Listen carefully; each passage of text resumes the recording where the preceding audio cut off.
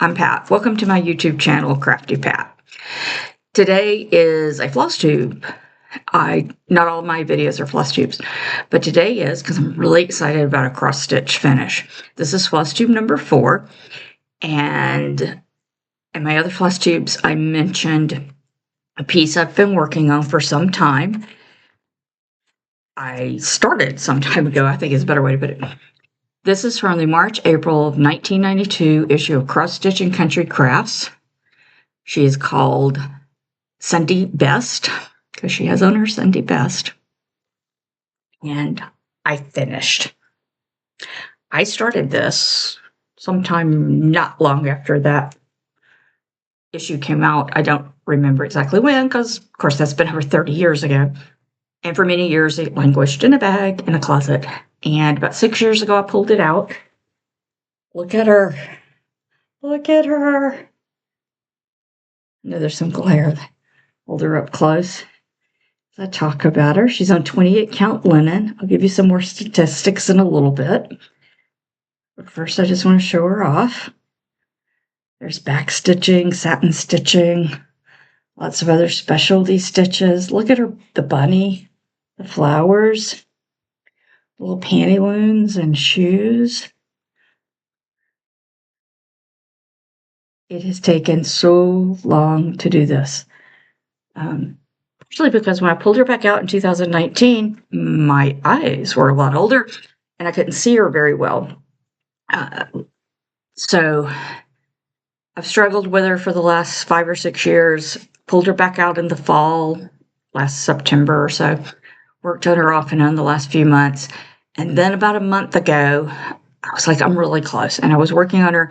And then I got a large, I tried to use other magnifying glasses. I have some glasses I put on, some clip-ons that I put on my regular glasses. I got a big magnifying glass that's like a lamp, like a floor lamp, and with the extendable arm, and it's a big circle. I got a 5X, and it has a ring light around it. Complete game changer. Just made all the difference in the world. And I've been stitching like a crazy woman lately. I'm going to put a picture of her up here as I talk about her. Like I said, she was done on 28 count amber linen.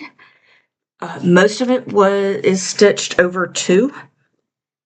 This background, let me hold her up here again. All the background, this is 2 over 2. But there's also then some 2 over 1, and then there's some half stitches, and then this is the only part that's left blank. This is the only part that's not stitched.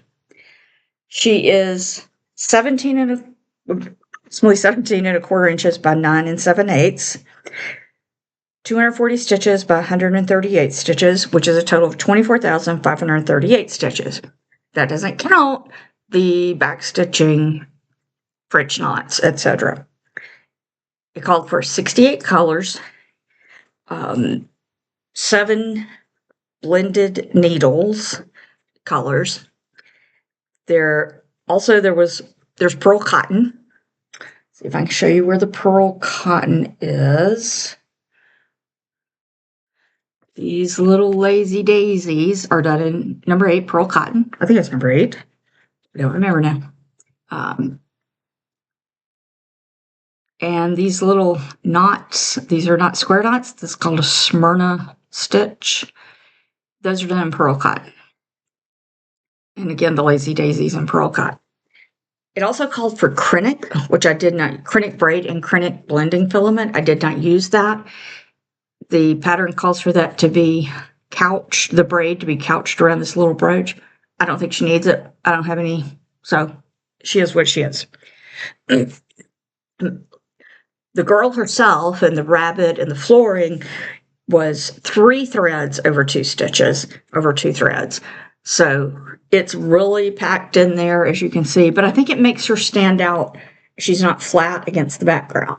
I think also the back stitching, I'd been working on her, and then I was like, okay, I'm getting near the finish, but I want to do some of the back stitching, and it really brings out the shading, the details of her sleeves don't look flat. You can see the dimension of her sleeves and her apron. And some of the different shading in her hair had some back stitching. Her eyes and the pendant were done 2/1. There were, they said, some 3/2, 2/1, 2/2, 1/2, and some half stitches. The different other types of stitching, along with back stitching, was slanted satin. Try to point these out as I name them. That's the slanted satin right there. This is vertical satin. There's some French knots. Those gray bits are French knots. This is Algerian eye. Oh yeah, down here. These that look like French knots are actually Smyrna cross. Smyrna cross is what they're called. There's the lazy daisy stitching. There's straight stitching, which is these big stitches here. These big white stitches on the flowers is straight stitching. And then it's really hard to see, but these, see these little, looks like rosebuds. There's one little stitch there. Just 2 threads that are over the blue stitch. And that's what I was doing those, and I was like, this is not showing up. Until I did a lot of them, and then it's like, oh yeah, you can really see this. So this is great. I'm really happy with her. I'm going to put up here a picture of what she looked like when I pulled her out in April of 2019. So right at 6 years ago, I was working on her, and I had taken a picture, and I happened to be able to find it on my phone. Miracles. So that's what she looked like. The next is what she looked like back in September. And you see how far I was then. So, as you can tell, I've done a lot of stitching in the last few months. I'm very happy with her. I will want to get her framed. My last FlossTube video, I talked about how I was really frustrated with the linen, and she has this matching brother. And I even said, it's on video. I don't think I'm going to do him, because as much as I would love to have him, I'm tired of linen. But I got her out. I was working on her like the next day. For some reason, I decided, I've never ironed her, but I decided I'm going to just rinse her out in some cold water and iron her. And it made a huge difference. That, and I had started adding the back stitching, and I realized how close I was to finish and how wonderful she looked, if I may say so myself. And so I ordered fabric, and I'm starting him. Sorry, that's the back. This is the front. These other stitches you see up here, that's, I have numbered the columns, the 10 by, that says 2. I've numbered the columns. There's 4, 9. I've numbered some of the columns, the 10 stitch columns like you see on the pattern, the dark lines. And I'm doing the same down the side. So, because I'm gridding the fabric with some gold thread. It's hard to see, but I can see it in person pretty good. So then I know, okay, this one is, column 12, row 3, what it should look like. It makes it a lot easier when we're referring back to the pattern. Again, here's what he looks like. He comes from the March, April 1993 issue of Cross Stitch and Country Crafts. So you can sometimes find these on eBay. Both either issue you can look for, or I bought the pattern. This is my working copy. I bought the pattern that included the pages for him and the pages for her that were taken out of a magazine. I bought them a few years ago, mainly to get him, but also I was kind of wearing out. Let's show you that pattern. This is the original magazine. See, it's kind of torn. But I do have working copies, and that's what's here, is my working copies. I had made working copies way back in the 90s. And this is like, you know, legal size letter paper. And so I could highlight it. And I needed, when I got her back out recently, it was like, I have a scanner and printer now at home, and I can enlarge it as much as I want. So I enlarged it and printed it on here. So yeah, these are looking a little worn there. But then you can highlight it, and also I can just see it better than the small print. And so I've made copies of the little boy so that I can do that. Again, it's 28 count linen, amber linen. I got this from 123 Stitch. It's white felt. They also refer to it as toasted almond. It doesn't show up on the camera, but these are slightly different in color. It's so, this one is a little bit creamier. I don't know that one's darker than the other one, but this one has a little bit more orange in it, maybe yellow or orange. But since there's only this one little part showing, you can see on him, there's a little, I think it's mainly this over here that's not stitched, and they're going to be framed. If I don't look at them exactly, right together under bright light, I can't tell that they're different. So he doesn't have all the specialty stitches, thank goodness. The specialty stitches really got to me. He's same size, 24,538 stitches, 240 by 138. Instead of the 68 colors she had, he only has 56. It does call for Krennic blending filament and Krennic cable. And what that's for, it's for this leash he's holding, and the squirrel has on a collar. And maybe I'm weird, but I don't like that. I'm just like, why is the squirrel on a leash? The girl didn't have her bunny on a leash, so I may leave that out. But of course, I've got a lot of stitch before then. If I do, I'll have to kind of rechart the squirrel's neck so that I don't know if I want him to have a collar or not. You can't really see it, but he has a little collar on right there. And that's where some of the gold, I think, shows up. Some of the Krennic. Most of it is this leash itself. He doesn't have a lot of different colors. The flowers that's about the only place where there's some other colors beside these blue grays, just like DMC 926, 927. I know those well now. And these background colors are like 828. I'm sorry, 838, 840, and 839. It actually calls for 6 skeins of the 838 brown and some extra skeins of 839, 840, 844. The 926 and 927 are in these blues, these blue grays, which is also the girl's dress. Was the 926, 927. That's what her dress is. So they go together. The flowers have some reds and yellows in it. Okay. There are 10 cases of blended needle in him, though. And then there's back stitch, straight stitch, French knot, chain stitch, which is, again, that leash, and some half cross in the background to shade the background. The eyes and mouth are, again, done 2/1 to get the detail.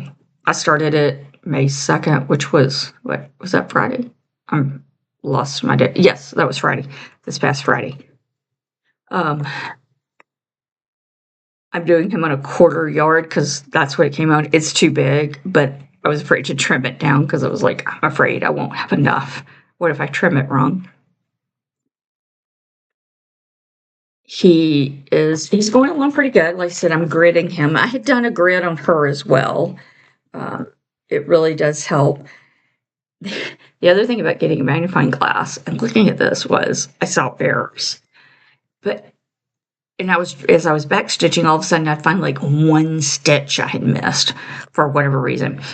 The patterns from that magazine were printed in black, white, red, and blue.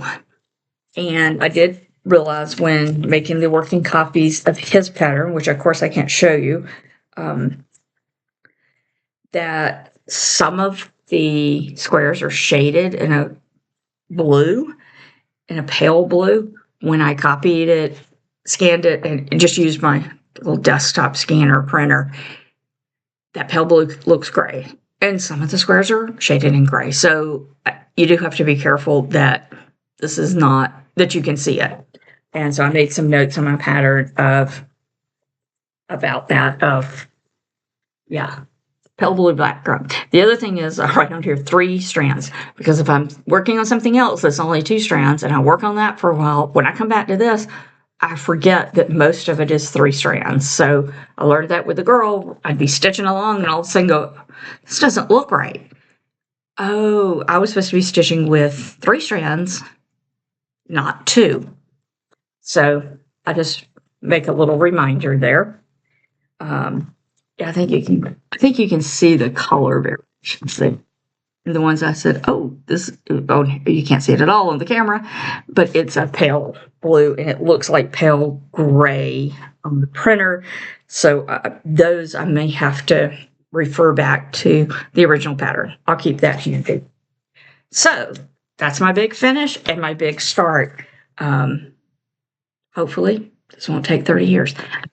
I'm determined to not let it take 30 years. I'm sure I'm not going to finish it this year. I can't imagine that I will.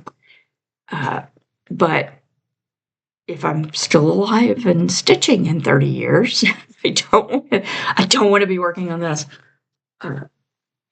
Hopefully I'll still be alive and healthy, but that's not what I want to do. I don't want it to take that long. I said it didn't really take that long. It's just for years, life was busy.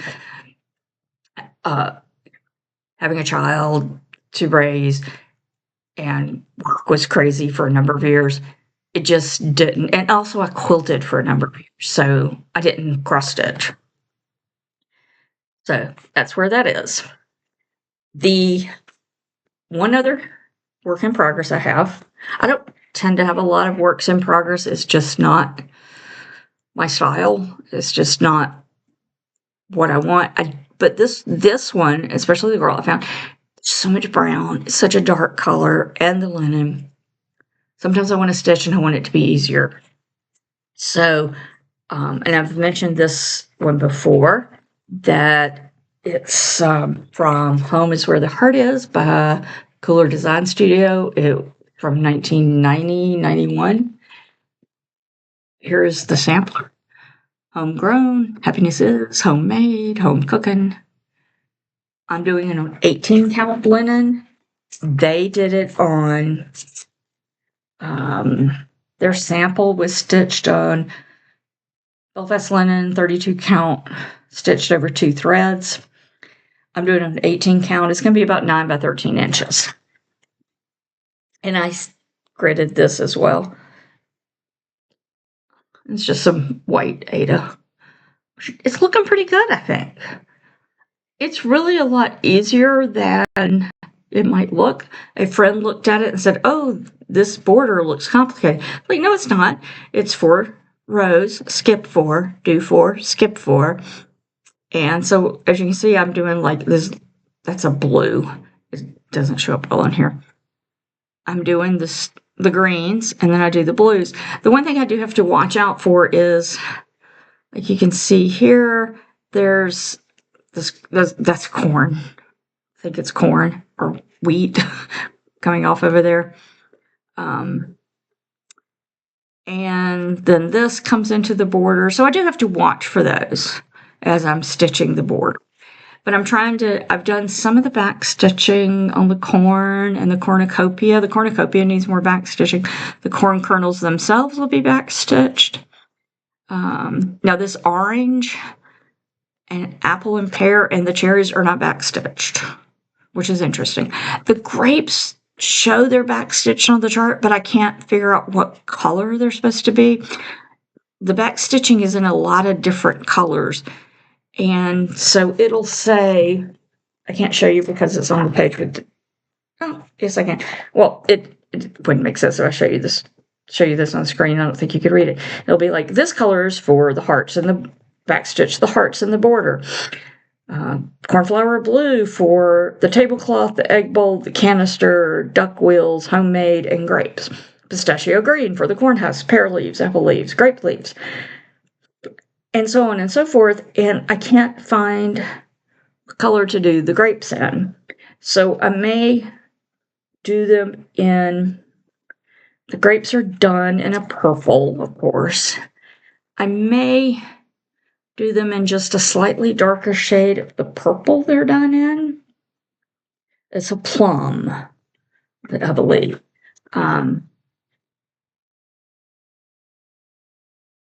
Double check here. Violet. Done in violet and plum. So I may pull those threads out and find just a slightly darker shade, or use the darkest shade of purple to outline those plums, because otherwise it's just a clump of pinks and purples. And the pattern, I see they're outlined on the pattern, which again I can't show you. I can see the back stitching lines on the pattern, and I can see on this picture, you probably can't see, but I think you can see the grapes are outlined. But I don't want to outline them in brown or black. So I think I'm going to try outlining, back stitching around them in, like I said, a dark purple or dark violet. But yeah, I think it's coming along pretty good. It's 18 count. I don't need my magnifying glass to see it. I do use a bright light, but I don't. There's an issue with the houses. I'm not going to tell you what it is, but they're not all exactly alike. But we're just going to call that a personal design choice and let it go. By the time I realized it, I had already finished them. And if it took me that long to find it while we're stitching that green around them, while stitching them and the green around them, I'm not worrying about it. There's still some sky to do and some, you see this heart. I got put the heart. And especially like this banner is easy because it's like, once you get one done, you don't have to look at the pattern. You can just look back at your previous stitching and go, oh yeah, that's where that goes and how many stitches. But obviously I was not real good at that on the houses. And then down here, the cow and the bear are mirror images. And then there's the houses again. And then the baked goods. I'm probably going to work some more on these on the border again. Kind of like taking it in sections. I do a lot of what everyone calls cross-country stitching. That's what I learned back in the 80s. I try not to carry my threads real far, especially if they're going to show through. Like, a lot of this is not stitched. See, that white there's no stitching there. So I may continue with the border, and like I said, I do have to watch because these bears interrupt it, so I can't just go click, click, click, continue with the border, continue to put in details here. Like I said, I've done some back stitching up here. Continue to do that. I enjoyed this book. I got it at the thrift store, and I think there may be a few others in here that I want to do. Sorry if I bumped the table and the camera. It is some of the stuff in here is dated, especially the colors. There's a lot of that peachy pink. It's not even the mauve from the 80s and 90s. This is the peachy pink from the 80s and 90s. And that is just not my style. Oh, look at this. look at this little bunny with this little flower. I don't know what I'd do with it, but isn't that cute? Oh, bunny, that'd be a nice little small. Oh, it's part of this bigger picture that is called Home for the Holidays. That so you can see that peach and pink everywhere, but there's just the bunny. I like that. The jack-o'-lantern's kind of cute. Oh, and the black cats. But the rest of it doesn't apply. So I'm not going to do that. My baby is not a baby. My baby is an adult. It's been many years since I had baby shoes in my house. Yeah, here's another one, that peachy pink. But you could change out the colors. I do kind of like the alphabet on the side. And I have some other plans for some other vintage cross stitch. Maybe I should call myself the vintage cross stitcher. I do see some new things out there that I do want to do. Again, I don't want to accumulate a lot right now. And I don't like having lots of works in progress. It kind of makes my head explode. I have enough projects in my life to not have 50 cross stitch projects going on at one time. I have lots of different crafts I enjoy. Behind me, you will see some acrylic paintings that I can talk about someday if anyone's interested. I haven't even done any sketching in months. It just, either I feel like it or I don't. And right now, I'm obsessed with cross stitching. Maybe because I've been sitting and binge watching FlossTubes, just because I enjoy them. I find the ones I enjoy. Not all of them are for me, and that's fine. And I know I'm not for everyone, that a lot of people do want to see what are their new patterns, who's doing what stitch alongs. But that's not where I'm at right now. I'm not saying never, but right now that's not where I'm at. I do have some other pattern magazines mainly, and some pattern books from the 80s and 90s. I may share at some point. I did a video a couple of weeks ago of some vintage patterns I got. I bought a box off of Facebook Marketplace of a woman who was no longer stitching, and there were some Paula Vaughn patterns from that time period. Some of those I want to do. But again, like I said, I've been seeing a lot of samplers, especially the reproduction samplers, that I'm kind of looking at. But then the thought of having something, I would want to do those on linen, and the thought of having something else on linen while I'm working on this boy, I just don't think so. The other thing about the boy and the girl, I feel like they need names, and I haven't given it a lot of thought. I don't name inanimate objects on a regular basis. It's just, my brain doesn't work that way. I had a hard enough time naming my child and naming pets. So I'm not real good with it. But if you have any suggestions for what I should call her, I think these would have been like early 1800s Americana. So, and I've looked up some of the popular names from that time frame. I've looked at possibly names of some of my ancestors that I know lived during that time frame. But so some of the possible names for her are Mary, Margaret, and is what I'm thinking. I also like the name Amelia, but I'm not sure on that one. And for him, possible names I'm considering are Henry. I don't know why he looks like a Henry. They're brother and sister. Now keep that in mind. So they would have been, in the same family. What kind of names would they have had? I'm still looking for the picture of him again, and I can't seem to see it here. And I know I just had it here. Oh, here he is. What do you think his name is?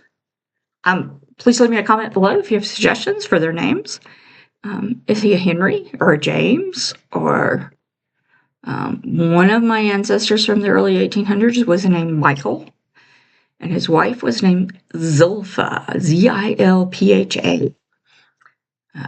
And course, there was a lot of James, and there were some Henrys.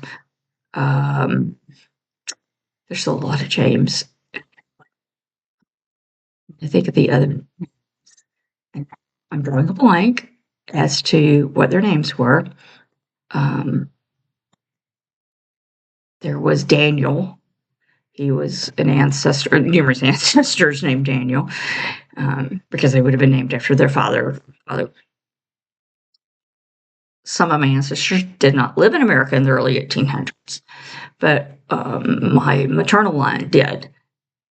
And they would most likely not have dressed like this. They wouldn't have had the kind of money to have portraits painted. They were farmers. They were in the South.